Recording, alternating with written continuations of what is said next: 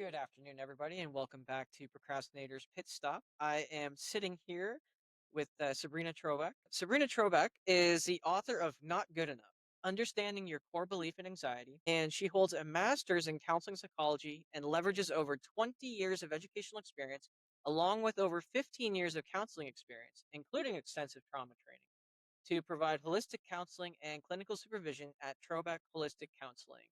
Sabrina, welcome to the show. Thanks for having me. It's nice to be here. Thanks for coming on the show. We have a lot of interesting ground to cover. But before we do like to have an icebreaker on the show. And the question for you today is which cartoon character do you resonate with the most and why? I'd say probably Wile E. Coyote, not so much because he's always trying to chase down and eat the Roadrunner, but because he's pretty creative. He steps outside of the normal thinking and tries to challenge and think of new and interesting ways of doing things.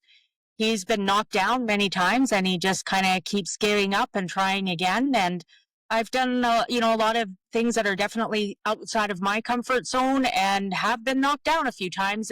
Get up and often find that I'm actually even better on the other side of it. I really like that. I like the fact that you really latched onto that, thinking outside the box. It's great. I love that one. I really do. Just sliding into things here a little bit easy as we normally do on the show. How do you define procrastination and what does it mean to you personally? Procrastination, I think, is just simply putting things off. There can be varying degrees of it, and there can be healthy times where we procrastinate, and then also unhealthy times that we procrastinate as well. For me, I try pretty hard to have a lot of different strategies in place to help reduce the amount of procrastination that I have. I have some pretty steadfast rules that I follow on a regular basis. If I get an email, I respond right away. Anything that goes into my calendar, if it comes up, I do it then. I don't put it off so it doesn't get lost. I often find if I procrastinate, I often then forget. And so I really try to address it so I'm not procrastinating because then I'm not forgetting for sure. I think it's okay to procrastinate in some areas. So, for example, I'm talking with a girlfriend and I see her phone number come up on my phone, but I know she's really struggling with something, but I don't have time to call right now. I'm, in the middle of something. So I may not answer the phone and kind of procrastinate, finish off what I'm doing, give her a call back in a half an hour and say, hey, I have time now. Let's chat about whatever we need to. So we always have to kind of weigh things on why we're doing it as to what makes it more healthy or unhealthy rather than the actual behavior itself. I like what you said there about, kind of judging if it's something that's, kind of in the realm of being acceptable or not. You mentioned that you have a lot of rules and the different systems in place like that zero inbox rule. We all know that there's no real silver bullet. Everybody's different.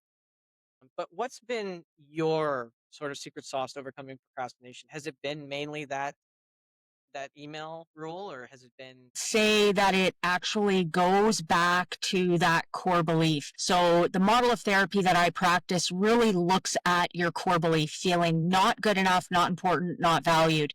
Generally, if you feel not good enough, not important, not valued, you're going to have more insecurity, more self-doubt. You are often going to procrastinate more. We just put things off because we don't believe that we can handle it in the moment. So one of the things that I've done the most to really help me not procrastinate is I've really worked on identifying and figuring out my core belief and challenging and changing it. So now my core belief is feeling much more good enough, important, and valued. And so when something comes up, I trust in myself that I can handle it. And so I just deal with it and do it. Procrastination we look at as more of a symptom of anxiety or a symptom of that core belief, not good enough, not important, not valued. We talk about anxiety as lack of confidence, not believing in myself that I can handle something. So people often talk about anxiety about, being about the thing. I have anxiety of, going to new places. Well, if that was true, then everyone would have anxiety of that. Not everyone does. It's about my belief in myself.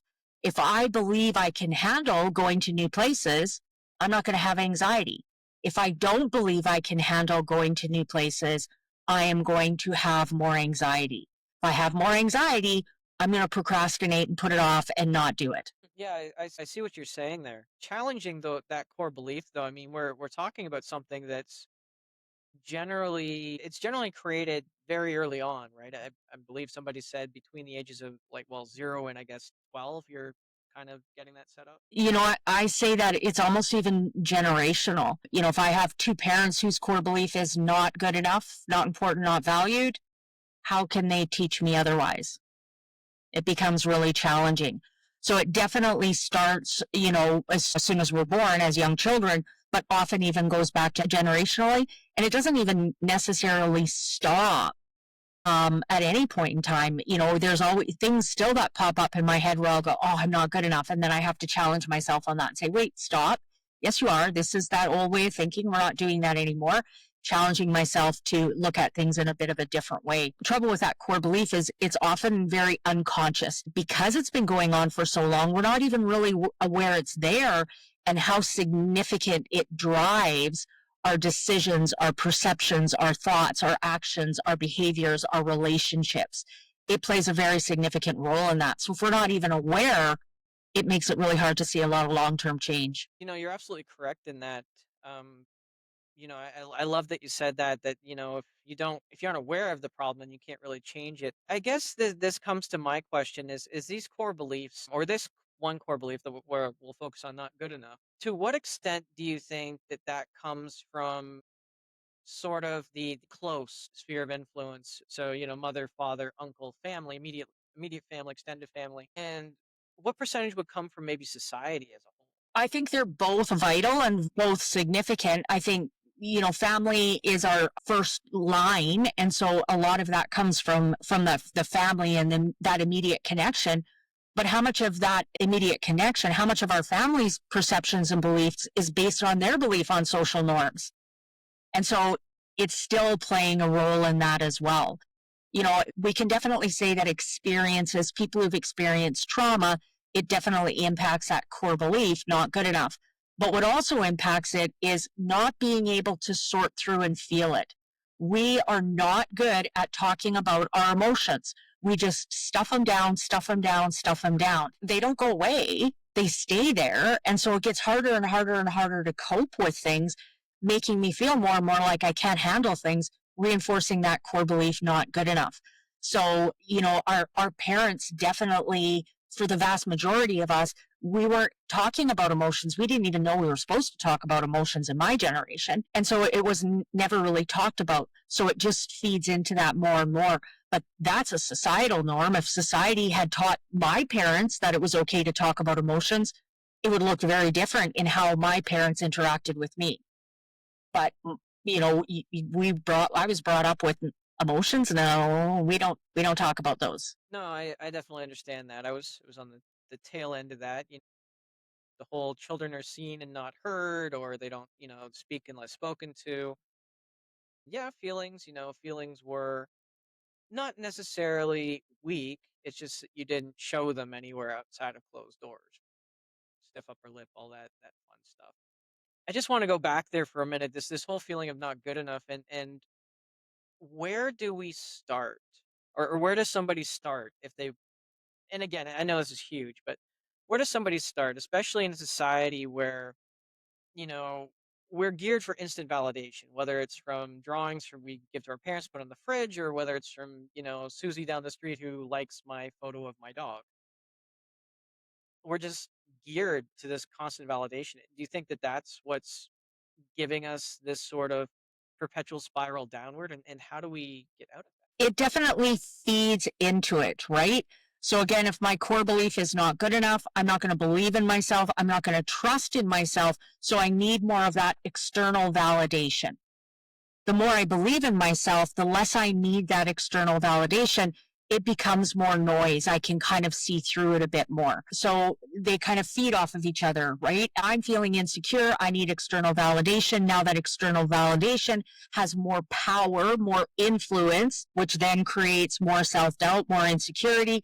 And it just becomes this cycle where they're really kind of feeding off of each other. And this raises a question, and I want to get your input on it. Obviously, much experience in the human condition. The elephant in the room seems to be artificial intelligence, and how I have seen Some, it started out with basic characters for friends, and now they've got girlfriends, and now they've got therapists and doctors that are AI.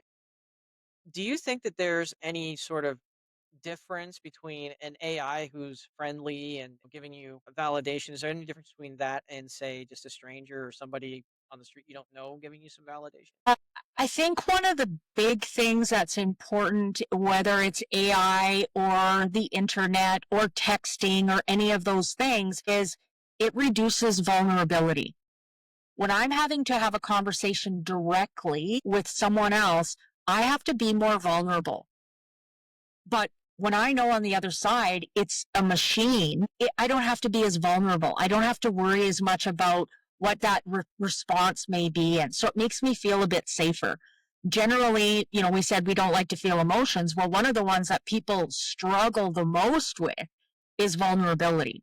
Most of us have been hurt at some point in our lives, often as kids, and it made us feel vulnerable. And as kids, we often went, "Ooh, I'm never feeling that again. I didn't like that." And so we actively, unconsciously, actively work at making sure we don't feel vulnerable. So for me to have a conversation with person one-on-one is very different from me having to have a conversation through the internet or through text, where there's a bit of that disconnect that happens there.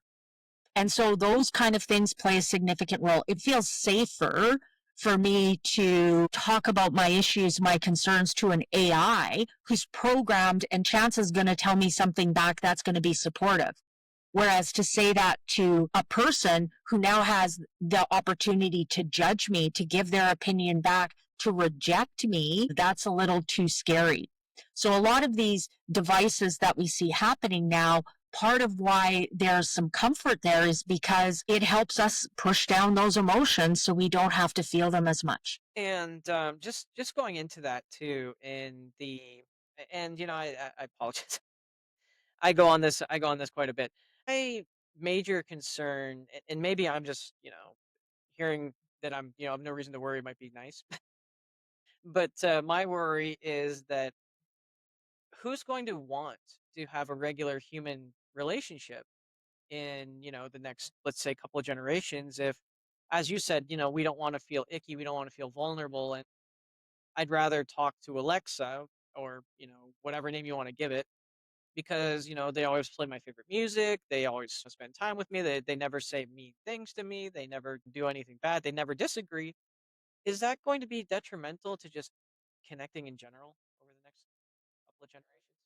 Absolutely. I think the thing that's important to remember, though, is it's detrimental, but it's meeting our needs.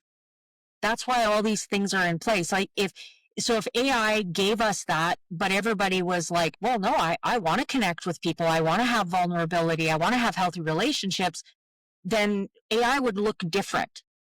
But there's a lot of research that goes into all these things. And there's people who know, who are creating AI, oh, people don't like to feel vulnerable. People are disconnected.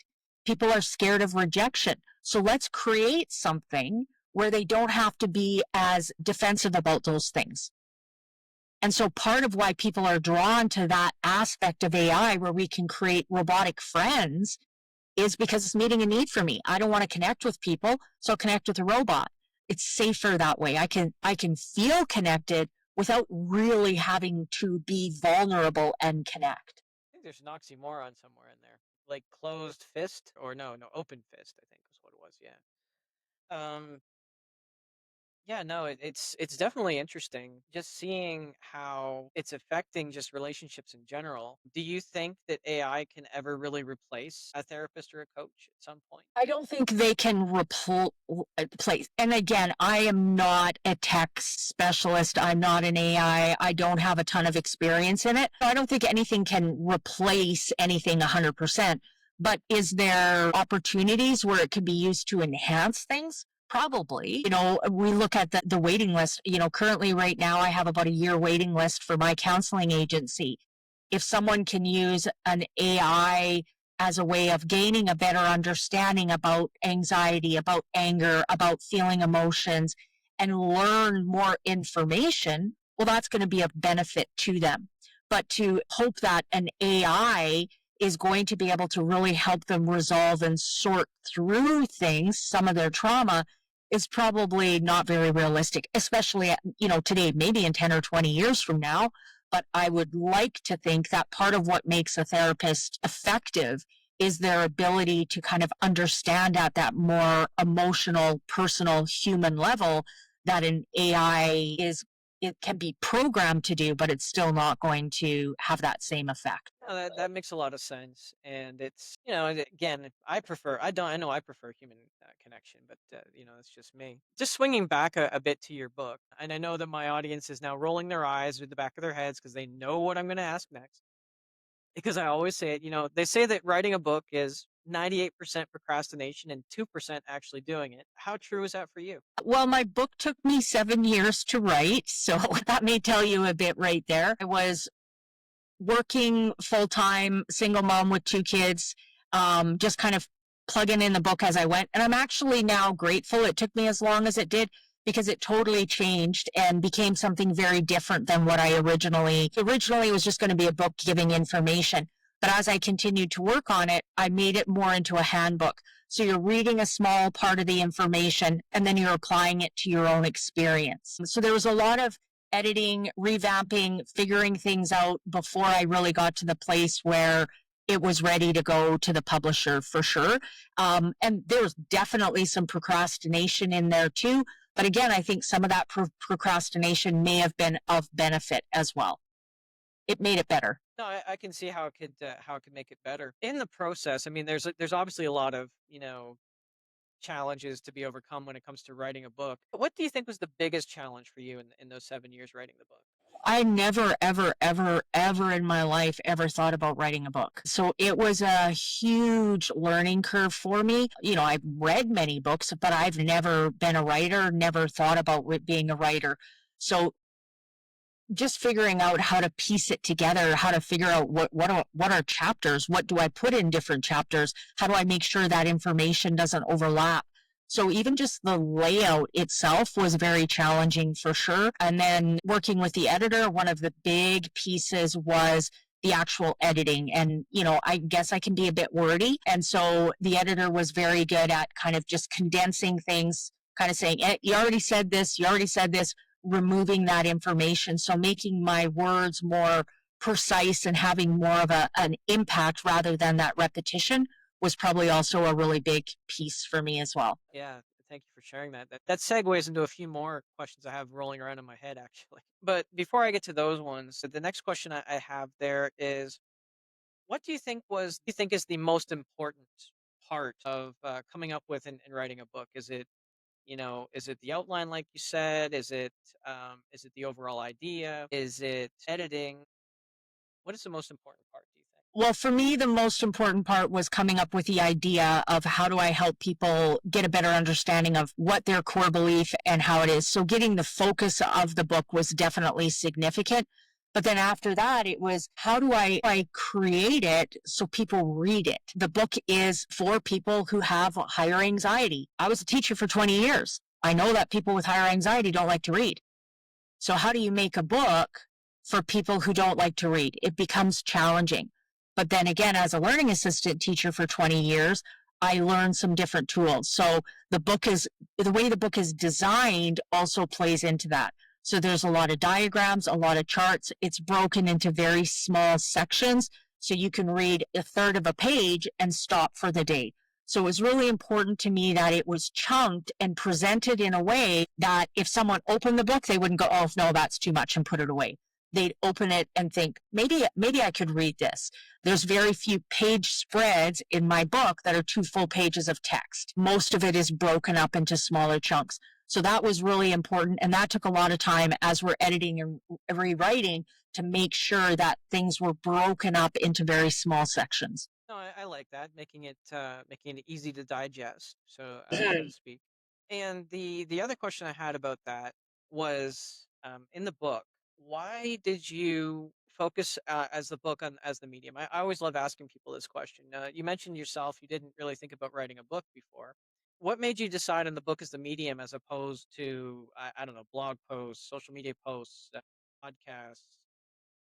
even radio or video of some kind? The answer that comes to mind first is I'm old school. So when I first started about how do I reach out to other people, that was 10 years ago. A book was definitely one of the ones that popped into mind first. Since I've published my book, I've gotten much more involved in the social media piece of it.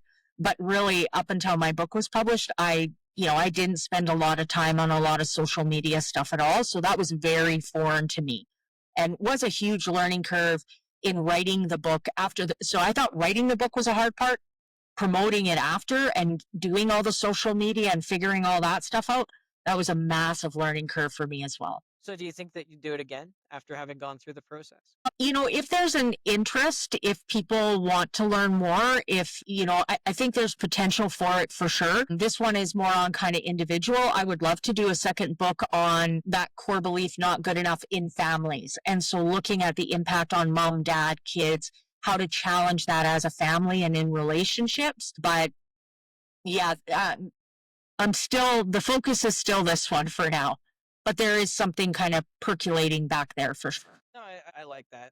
For sure that we want to share those ideas, but it sounds like a really good one. The idea of families and how you get there, because I suppose you're right, and in your experience, even if the parents are both type A go getters, maybe the child is not. It has that not good enough. Actually, probably more so if they're both type A go getters. I mean, so being a type A go getter doesn't necessarily mean that your core belief is good enough, important, and valued, and it doesn't mean it's not good enough, important, and valued. If I'm a go getter because I need to prove to everybody that I'm good enough, then often that core belief not good enough is more significant.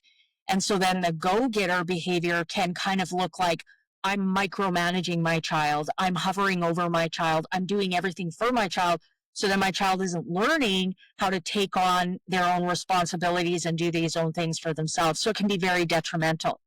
If that go-getter is more of a healthy core belief, good enough, important, and valued, they're teaching their child how to think for themselves, how to problem solve, how to organize and plan different kind of daily activities that are going on for them, getting ready for school, making their lunch. They're supporting them in learning these skills as opposed to doing them for them. So we always have to kind of look past the behavior at more that core belief. What's feeding the behavior? Is it coming from a healthy core belief or a more unhealthy core belief? No, I like how you say that, and I actually wonder. You've got 20 years of experience in the education sector. Do you believe that we could change the system a little to help? I'm not going to say eradicate this core belief of not good enough, but I mean, isn't the entire education system set up to sort of make you feel that way in one way or another? Not necessarily intentionally, but it's the way it seems to play out. I think it reinforces, sadly, what's often already there. And so if I'm coming to school where there's already been chaos in the home, my mom's yelling at me because I'm running late and my lunch isn't packed, or I haven't had breakfast because we don't have enough money, or all those kind of things, and now I come into school, I'm already starting behind the eight ball. So then things happen, I'm struggling in a class or whatever it is, it just reinforces and supports that core belief, not good enough. Part of why I left the school system is because I knew I wanted to do counseling at a deeper level. As a school counselor, I was simply trying to put out fires. That was my job, and really that was a mandate. There wasn't a lot more there wasn't a lot more space in the school to be able to do much more than that. And so by having my own private practice, now I'm not putting out fires. I'm figuring out, why are they burning in the first place? How do we deal with the fuel and address it at that level? But the school's mandate, it can't be that. A part of what happened when I transitioned from the schools into private practice is I figured I would be working with kids, but I'm not. I mostly work with adults because it's much easier for parents to influence their children than it is for children to try to influence their parents. So the vast majority of my clientele are adults. And generally, if I'm working with kids, I also want to work with the parents as well. And usually within a short period of time, usually within 2 to 6 months, I don't have to work with the child anymore because the parents are doing the work. I don't want to be the added person in someone's family. I want to be the support where the family is now working together and figuring those things out. But it's much more challenging for a child to try to make those changes with their parents than it is for the parents to influence their children. No, it's interesting that you say that because when they say that we want a systemic change, we go from the ground up. But if you want another change, it has to go from the top down. It's an interesting sort of chicken and egg question, isn't it? Because if the parents aren't capable of, and again, parents do the best they can with what they got, but kids too.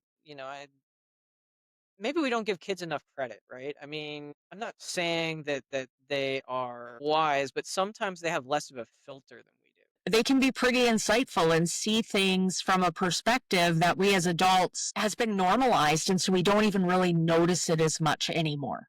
But for youth or younger people, they're experiencing these things in a new way. They've never really experienced them before. They're going to notice them a lot more. Someone else who's been going through it for years and years and years, it just kind of numbs. We don't notice it as much. So, do you think that we in society we are? I'm not going to say we condone it, but we make it easy to accept these core beliefs just because it's easier to accept it and go on with their lives than it is to try and correct it. It definitely is normalized for sure. A lot of people aren't even really aware it's there. And so if I'm not aware it's there, how can I do anything about it? I don't even know I'm supposed to. So a lot of my clients, when I first start talking to them, when we talk about that core belief, a lot of the comments back is, yeah, that's exactly how I feel, but I never even realized that was there. And so it's such an unconscious drive that we're not even aware it's really there. We just end up kind of repeating the cycles over and over and over and over and over again. Once we become aware, we go, oh, wait a sec. Then we can start to do things about it. But it's such a normal part of our life. It's almost like, walking or speaking English. We just do it. We don't even really think about it. Well, and I guess that's part of the battle, right? Half the battle is knowing. So, how would somebody without having some sort of cataclysmic, apocalyptic type event in their life, how would they go about maybe getting the kind of awareness that maybe they might need to work on? I think listening to your podcast, we know that there's much more information out there now about mental health. So just learning a little bit more, a little bit at a time, you can kind of go, I never really thought about it like that before. And then that opens up your thinking to maybe another area or another piece of information that's more creates more awareness as well. So, just little things like listening to podcasts, reading information, scrolling on TikTok or whatever, things that are informative and helping you gain information around mental health. All those things can be very insightful where we look at very small changes. I always say to my client, we want small, gradual changes over a long period of time. Evolution versus revolution. Small, gradual change is much more sustainable than really quick change. And so we're doing it, right? Just even realizing, man, I'm just not very happy. I just feel like blah. Okay, well, so something's going on. I'm now at a point where I'm okay to acknowledge that I'm not really living my best life. Well, good for you. That means that you believe in yourself enough that you can now finally start to acknowledge something that before you weren't able to acknowledge. What's the next step, right? Little tiny steps, and we need to practice those steps before we take the next step. No, I definitely like that. The small steps, chunking it down, just always moving forward. Just 1% better every day, or 0.1% better every day. Exactly. Um, it's interesting because actually one of the initiatives that I'm working on is trying to get a dedicated mental health class into schools. It's been a little bit difficult. There's been a lot of pushback. I mean, I understand, but maybe you could shed some more light on this. I mean, I've been trying too young. I mean, I've been trying to start this really seventh, eighth grade and into high school because I figured that's when you'd be have the mental faculties to know about awareness and other things. But there's been a lot of pushback. Is it because maybe it's too young, or is it something else? Where are you? Are you in Alberta? I'm actually in Ontario. In Ontario. Okay. I'm over in BC. And what I see is actually, I don't know if it's a specific mental health class, but kids are learning a lot more about anxiety. They're learning how to do some breathing. They're able to talk about what they're feeling. They often have like the color zones, right? So I red, yellow, and green. So I'm red, I need to go for a walk or go to the quiet corner for a bit. So we are getting better at talking more about it, incorporating it more within the schools in BC anyways, which is where I am. I'm not sure, I really am not sure about what's going on in Ontario, but often what we see is when people are resistant to something, it's because it's creating emotion that we don't want to feel. And so if I do what I always do, then I don't ever have to feel vulnerable, insecure, self doubt, worry, right? I don't have to feel those emotions. So we'll just keep status quo. Even though we may know status quo may not be the best, it's predictable. Our brain likes predictability. And so as soon as there's something that is new, it's not as predictable. We often put the brakes on because it creates more insecurity, more self doubt, more anxiety, more fear. And so we slow down on doing those kind of things. No, that's yeah, well, better the devil you know than the devil you don't, right? That's the saying. We'd rather be uncomfortable in an abusive relationship than comfortable being, well, alone, I guess, right? Which is kind of the interesting kind of conundrum. It goes back to those basic human needs, right? No, I like that. I really love the fact that you bring to light that we have this underlying, and it's not conscious, it's not on purpose. It's basically a kind of a misplaced defense mechanism, right? So I mean it's not really that we're broken, it's that we got a little wire adjustment to do or a little programming adjustment to do.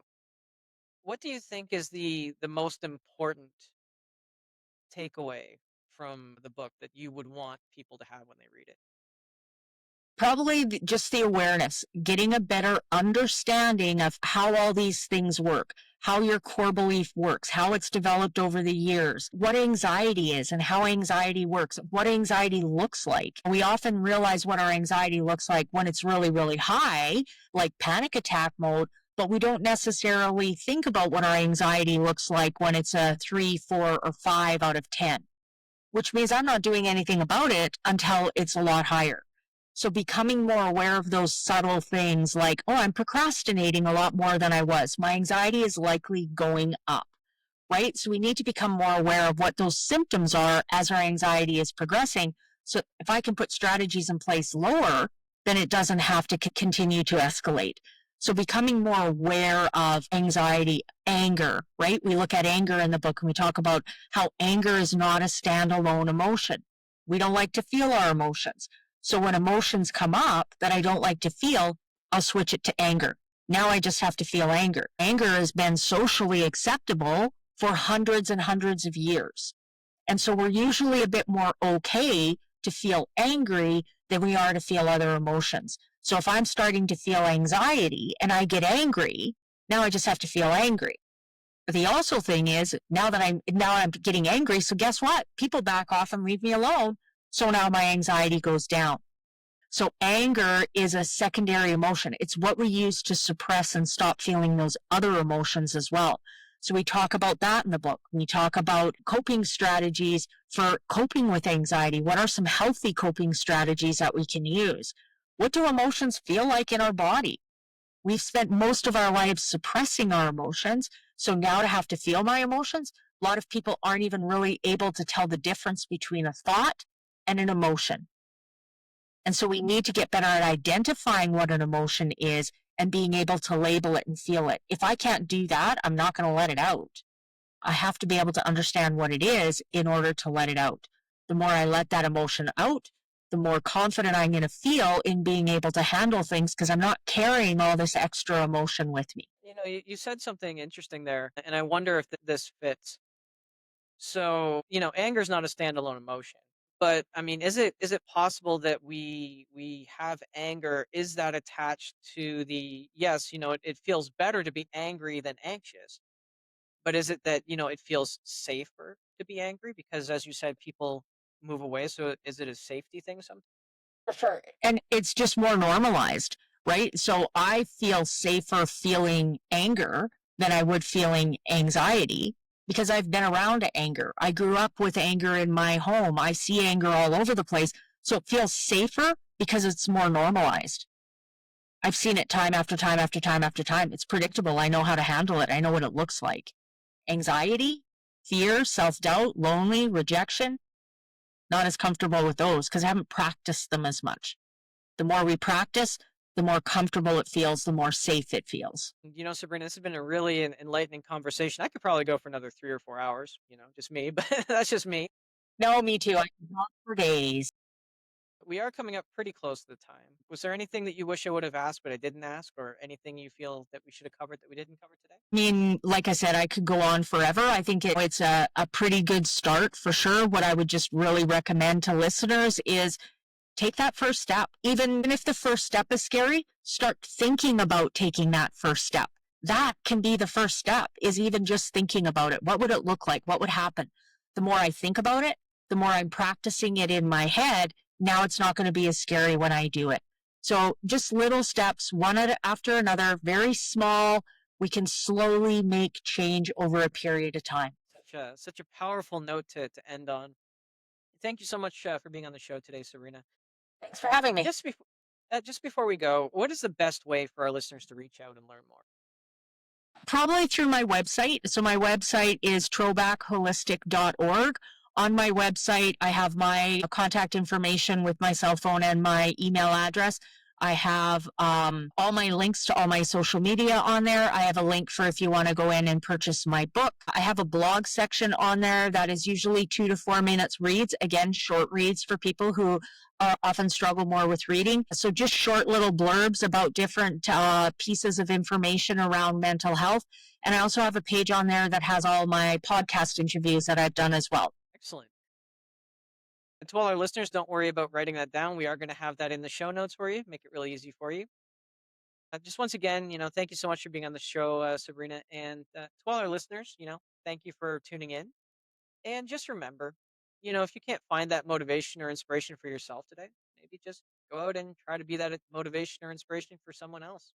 And we'll see you again next time.